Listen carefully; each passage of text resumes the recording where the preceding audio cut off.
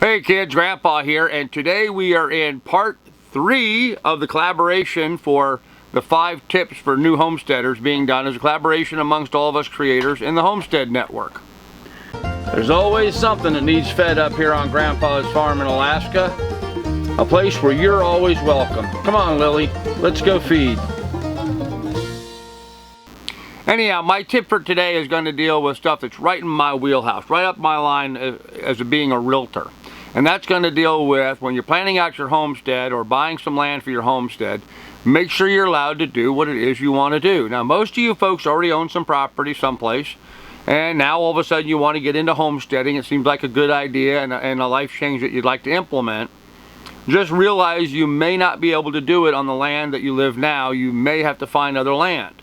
If you're going to find other land, or if you want to try doing it where you live now, be sure you check your regulations. Learn what your local zoning codes are and ordinances.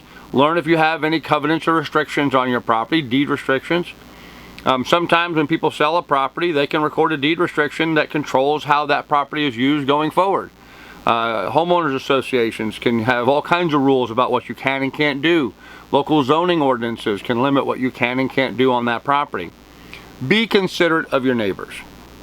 Now, Grandpa here, I raise all kinds of stuff.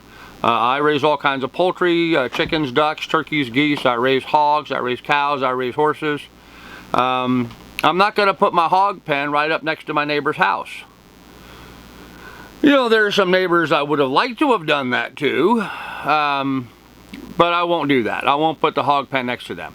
Even though I pasture-raise my hogs and that substantially reduces how bad the pigs smell, the fact is that pigs do smell. And so I'm going to be thoughtful of my neighbors and try to keep that as isolated as possible.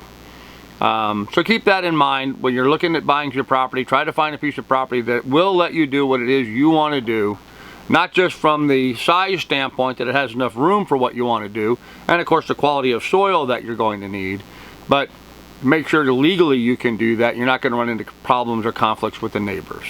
More and more today, farmers are getting a lot of pressure brought upon them by encroachment, where people are coming out of the city, buying up land out in the country, and you know, because they want to be out there with all the farms and fresh air, and then as soon as they get there and they start smelling the animals and dealing with tractors going up and down the road real slow, all of a sudden they want to start putting a bunch of rules and regulations in effect limiting what you can farm in the area. It's just the natural way that things happen. It's been happening forever. You know, when early days in the city of New York, as the city was expanding, it was moving out into farmland that was then Bronx and Brooklyn and Queens. All of that's now inner city now. It's just the way things progress, so it's okay. Just be sure that whatever property you buy is going to let you do what it is you want to do in the future. So anyhow, that's my quick tip for the day. If you check down below in the description, you're going to see a whole list of other creators that are part of this collaboration. Be sure to go and check out all of their channels and watch their 5 tips videos that they're doing. And of course, like and subscribe my channel. Anyhow, this is Grandpa signing off. We'll catch you another day. Thanks, guys. Bye. How about them toad suckers? Ain't they sappy? Sucking them toads offshore make them happy. Hug a mug of toad suckers way down south. Sticking them sucky toads in zay mouth. I be a toad sucker knowing a duck it. You just find an old toad and you rear back and suck it. Folks, you have a good day. Bye.